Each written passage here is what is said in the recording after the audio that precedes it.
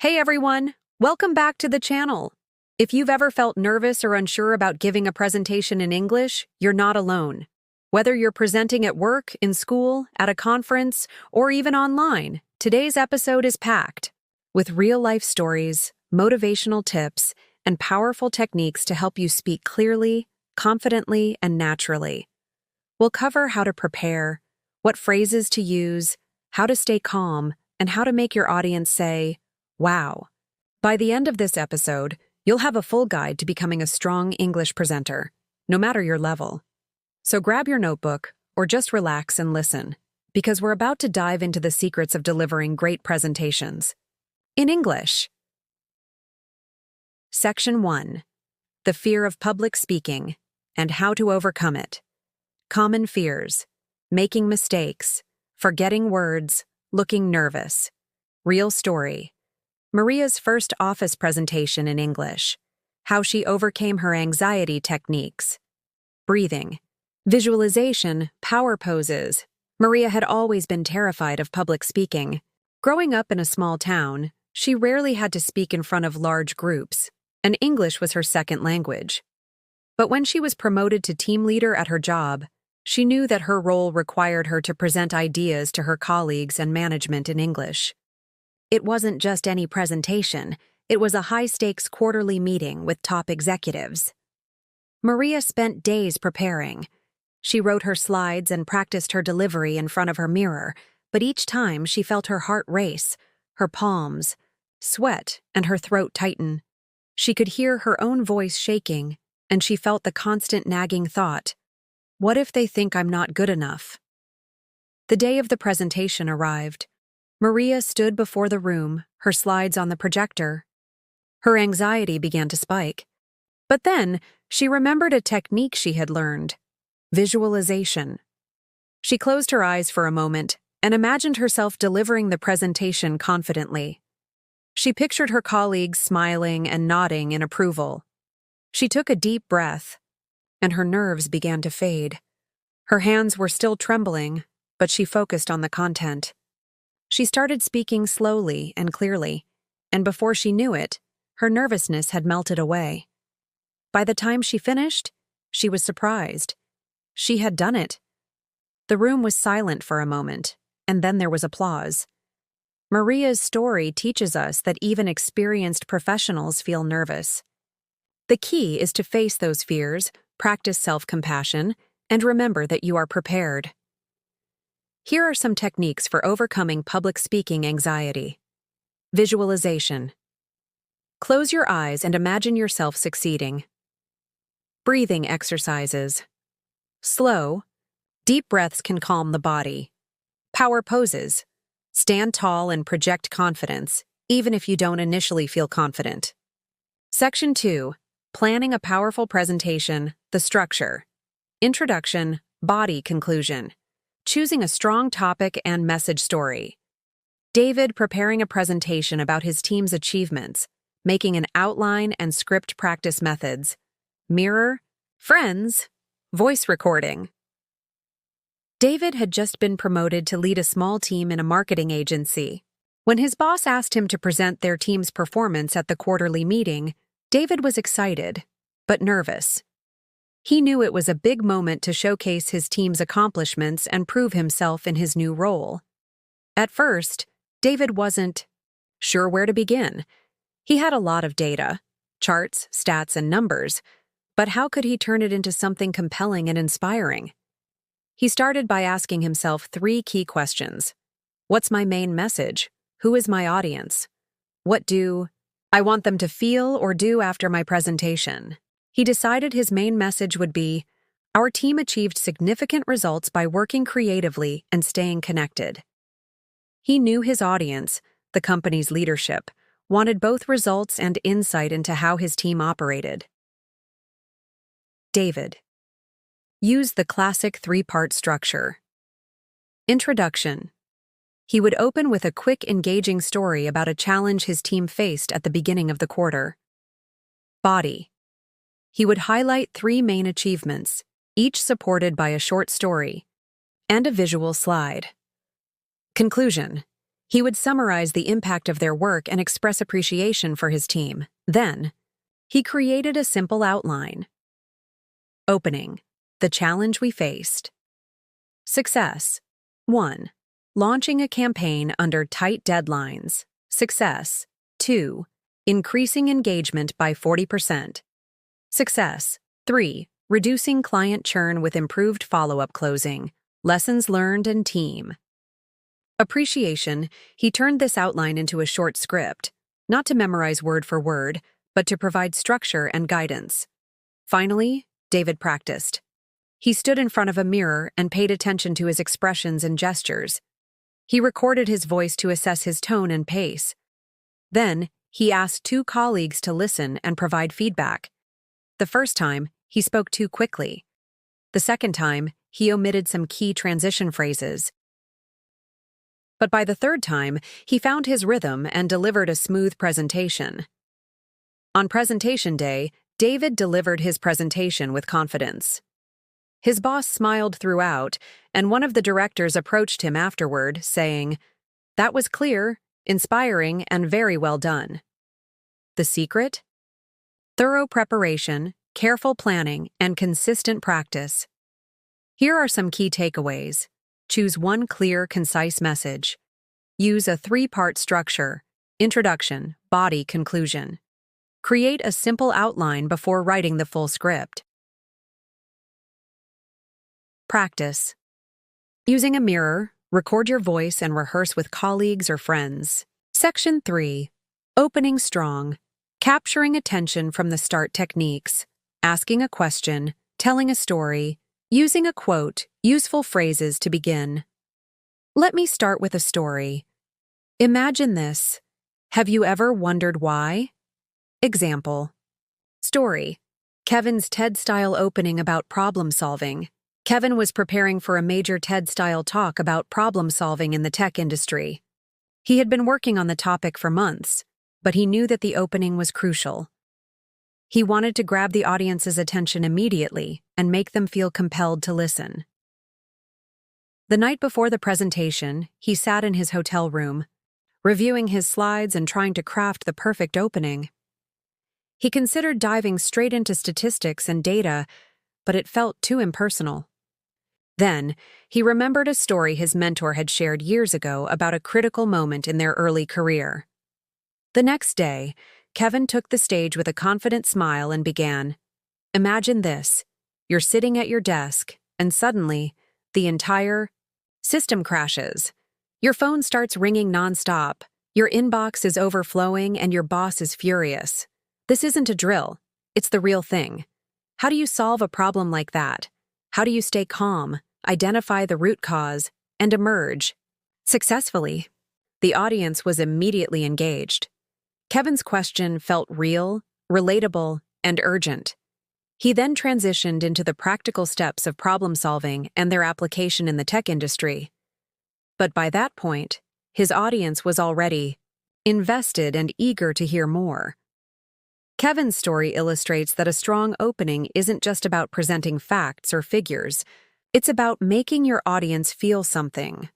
Whether it's a sense of urgency, excitement, or curiosity, a great opening connects your message to something universal and relatable. Here are some techniques for delivering a powerful opening. Start with a thought-provoking question. Have you ever wondered? Share a personal anecdote that relates to the topic. Use a surprising statistic or intriguing fact to spark curiosity. Section 4. Body language, tone, and speaking style. Standing tall, eye contact, gestures, voice control, pausing, stressing keywords. Rhythm common mistakes, speaking too fast, reading slides, monotone voice. Real story. Fatima's transformation after practicing with a coach. Fatima was a software engineer from Morocco working at a multinational company. She possessed strong technical skills, but when it came to speaking in meetings or giving presentations, she would often freeze. She spoke softly, avoided eye contact, and frequently read directly from her slides. One day, her manager encouraged her to participate in a communication coaching group. Initially nervous but also intrigued, Fatima decided to give it a try. During the sessions, she practiced standing with confidence, feet shoulder-width apart, shoulders back, chin up. She learned to use natural hand gestures rather than keeping her hands clasped behind her back or hidden in her pockets. Her most significant breakthrough came with voice control. Fatima practiced reading aloud from children's books to develop a more engaging rhythm and intonation. She recorded herself and listened to the playback, identifying areas for improvement. Gradually, her speech became clearer, stronger, and more dynamic. A few months later, she had to present her team's software update to clients. She entered the room, smiled, made eye contact with her audience, and stated clearly, "Let me show you how our update will simplify your workflow." It was a concise, powerful, and confident opening. Fatima's presentation was a success. Her colleagues noticed the positive change, and her manager commended her growth. The key takeaway? Body language and tone are powerful communication tools. Practice them as diligently as you practice your words. Section 5. Creating great slides and visual aids, less text, more visuals, using graphs, charts, and pictures. Example: Sarah's sales report with powerful slides tools. Canva, PowerPoint, Google. Slide Sarah had always been proficient at delivering sales reports, but she struggled to make her presentations visually appealing. Her slides were often filled with bullet points and dense blocks of text, and while she understood the importance of the numbers, she also knew that her audience found it tedious to wade through lengthy lists of data. One day, she decided to revamp her approach. She spent extra time using a new design tool, Canva, to create slides that were clean, visually engaging, and easy to digest. Instead of overwhelming her slides with text, she used simple graphs, charts, and even subtle animations to highlight key figures. The next day, she presented her redesigned slides to the management team. She was initially apprehensive, but as soon as she began speaking, she noticed a change in the room's atmosphere. Instead of the usual blank stares, her colleagues were leaning forward, nodding in agreement and actively engaging with the content. They were able to quickly grasp the data, rather than struggling to decipher it. By the end of the presentation, her manager praised her for the clarity of her visuals, and her team's performance metrics were clearly understood by everyone in the room. Sarah's story demonstrates that visuals are not merely decorative elements. They are essential tools for communicating information clearly and effectively. Here are some tips for creating effective slides. Keep text to a minimum. Focus on key points and concise phrases. Use high-quality visuals. Graphs, charts, and images enhance engagement. Maintain consistency with fonts, colors, and design elements. Section 6. The body of your presentation. Organizing your message paragraph structure. Point, example, explanation, linking phrases. First of all, let's look at an example. His shows that. Story: Jamal teaching a class about healthy eating. Jamal was a high school biology teacher who was asked to give a presentation at a local health fair about healthy eating habits. He had extensive knowledge of the subject, but he wanted to make it interesting and easy to follow for a general audience. He used a clear and effective structure. Point: start by stating one main idea. Example: provide a relatable story or a specifics. Fact. Explanation: explain the significance or implications of the point. One segment of his presentation went like this. First of all, many people underestimate the amount of sugar in their breakfast. Let's look at an example.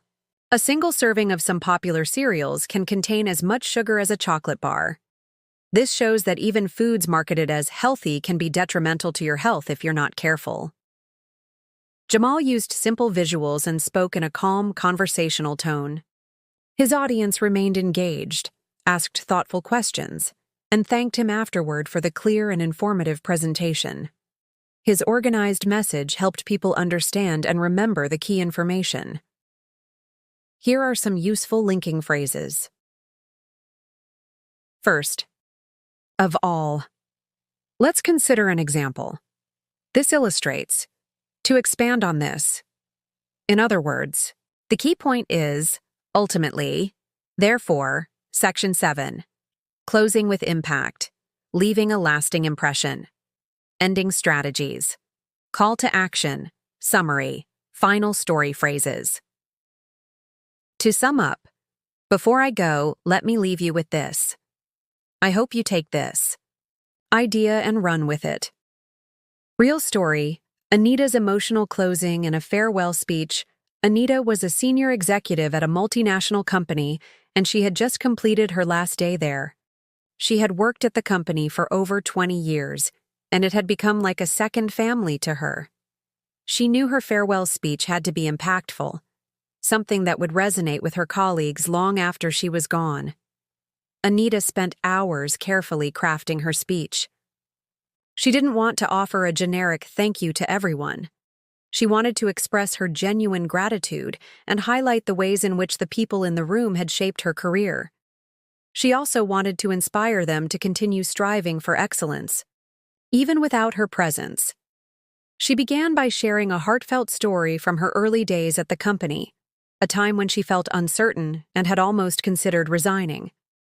She spoke about the mentors who had guided her growth and the challenges that had taught her resilience. As she spoke, her voice began to quiver with emotion, but she persevered. She concluded with these words: "None of us achieve success in isolation. Every person I've encountered here has left an indelible mark on me, and I am eternally grateful. My hope for all of you is that you continue to support each other and reach even greater heights together. You are all capable of far more than you realize. Don't let fear prevent you from taking that next step, whatever it may be. I have unwavering faith in each and every one of you." The room was silent for a moment, and then everyone rose to give her a standing ovation. Anita had closed her speech with such a powerful and moving message that it wasn't just a farewell. It was a call to action, an encouragement to everyone present to strive for their best and support one another. Here are some tips for closing. With impact. Leave your audience with a challenge or a clear call to action. Share a brief, relevant personal story to evoke emotion. End with strong, memorable words, a powerful quote, a compelling vision, or a piece of insightful advice. Section 8. Handling questions and feedback, preparing for Q&A useful phrases. That's a great question, thank you. Let me explain that in more detail. I'm not sure, but I'll find out. Example: Ravi answering tough questions after his tech talk. Ravi, a young engineer from India, was invited to speak at a prominent tech conference about his team's innovative software solution. He was confident in his knowledge of the subject matter, but he was apprehensive about the Q&A session, especially because he knew some senior engineers and industry critics would be in attendance. To prepare, Ravi compiled a list of potential tough questions. He practiced answering them with a colleague who played the role of a skeptical and challenging audience member. He focused on maintaining his composure, smiling, and responding clearly and concisely, even when he didn't know the complete answer. During the actual Q&A session, one person posed a complex and technical question that Ravi hadn't anticipated. Instead of panicking or trying to bluff his way through it, he paused, took a breath, and said, "That's a great question. I don't have all the specifics at my fingertips right now, but I'll consult with my team and provide a detailed response." After this session, his honest and composed response impressed the audience. After the presentation, several people thanked him for his informative talk, and one even expressed interest in potential collaboration. The key takeaway? Thorough preparation, combined with a respectful and honest approach, can transform a potentially intimidating Q&A session into an opportunity to demonstrate your expertise and build rapport. Section 9. Mistakes to avoid and how to fix them. Overloading slides. Memorizing too much. Ignoring the audience story. Elena's first-time mistakes and her second successful try. Elena had always aspired to deliver a truly memorable presentation, but her first attempt fell short of her expectations. She was nervous about speaking in front of her team, and despite her diligent preparation, several aspects of her delivery didn't go as planned. She rushed through her slides, spoke too quickly, and stumbled over certain words. By the end, she felt embarrassed and self-conscious, and she sensed that her team was disengaged. Afterward, Elena took time to reflect on her performance. She realized that she had made several common mistakes that she could address and improve. First, she had crammed her slides with excessive text. Second, she hadn't made a genuine effort to connect with her audience, and she hadn't used pauses effectively for emphasis. Most importantly, she hadn't practiced her delivery sufficiently. Elena resolved to approach her next presentation differently. For her second attempt, she focused on the following key areas. Less text on slides. She used more visuals, such as images and charts, and limited the text to concise bullet points to guide the audience's attention, rather than overwhelming them with lengthy paragraphs. Engaging the audience. She began with an open-ended question to encourage participation and interaction. How many of you have encountered challenges with XYZ? Practice. Elena rehearsed her presentation in front of her family and friends, specifically requesting feedback on her pacing, tone, and overall delivery. The difference in her second presentation was striking. She appeared calm and confident. Her slides were visually appealing and uncluttered, and she interacted with the audience throughout her talk. When she finished, her team was engaged and enthusiastic, and the feedback she received was overwhelmingly positive. Elena had transformed her initial mistakes into valuable learning experiences. Here are some common mistakes to avoid. Overloading your slides with text. Keep your slides simple, uncluttered, and focused on visuals. Failing to engage with your audience. Ask questions, encourage participation, and avoid simply reading from your slides. Rushing through your material. Incorporate pauses, breathe deeply, and practice your pacing to ensure clarity. Insufficient practice. The more you rehearse, the more comfortable and confident you will become. Section 10. Practice, practice, practice role play with friends. Join Toastmasters or language groups record, and watch yourself daily speaking habits to build confidence. Tony was a quiet, introverted individual who had always found public speaking to be a daunting challenge. He worked as a software developer and rarely had to present his work to others. But when he was asked to deliver a presentation at a company-wide meeting about a new software he had developed, he recognized it as an important opportunity for growth. Initially, Tony was filled with trepidation. He spent weeks meticulously preparing his slides and notes, but when the day of the presentation arrived, his anxiety got the better of him. He stumbled over his words, looked down at his notes too, frequently, and rushed through his presentation. His colleagues offered supportive words, but Tony felt he hadn't performed to the best of his ability.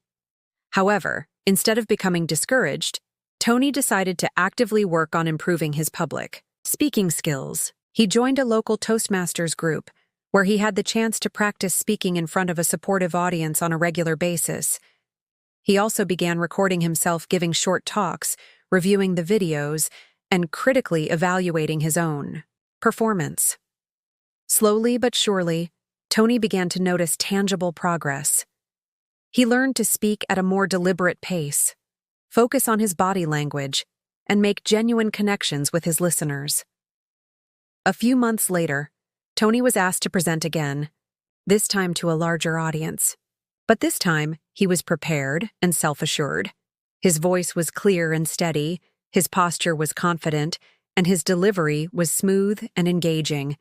He received enthusiastic applause, and his manager commended him for his remarkable improvement. Tony's story is a powerful testament to the transformative power of practice. If he hadn't taken that initial step and consistently worked to develop his skills, he would never have become the confident and effective speaker he is today. Here are some effective ways to practice.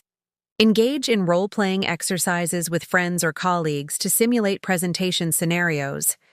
Join organizations like Toastmasters or language-focused groups to gain regular speaking opportunities and receive constructive feedback.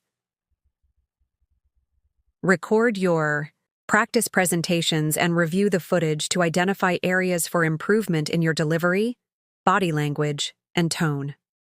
Incorporate small daily speaking habits into your routine, such as reading aloud or participating in discussions, to gradually build your confidence and fluency.